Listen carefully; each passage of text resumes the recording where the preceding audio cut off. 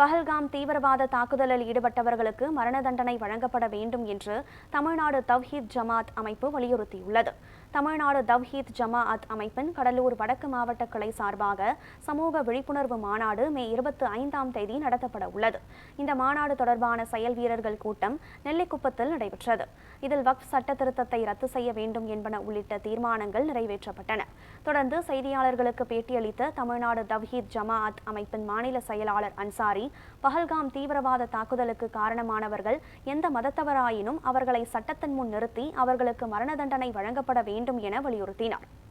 பஹல்காம் பகுதியிலே பாதுகாப்பு இருக்கிறது என்ற நம்பிக்கையிலே அங்கு வந்திருந்த மக்களுக்கு பெரும் ஏமாற்றம் ஏற்பட்டிருக்கிறது. வந்திருந்த மக்கள் அநியாயமாக கொலை செய்யப்பட்டிருக்கிறார்கள். அந்த பாதுகாப்பு குறைபாட்டிற்கு காரணம் என்ன என்பதை ஒன்றிய அரசு இதுவரைக்கும் விளக்கம் தரவில்லை. அதே போல காஷ்மீர் தீவிரவாதிகள் உள்ளே நுழைந்ததாக சொல்கின்றார்கள்.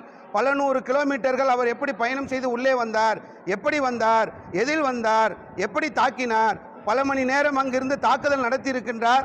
அது வரைக்கும் அங்கிருந்த இராணுவம் என்ன செய்தது, பாதுகாப்பு படை வீரர்கள் என்ன செய்தார்கள், காவல்துறை என்ன செய்து கொண்டிருந்தது என்ற நிறைய கேள்விகள் இப்பொழுது சமூக வலைதளங்களிலே எழுப்பப்பட்டு கொண்டிருக்கிறது.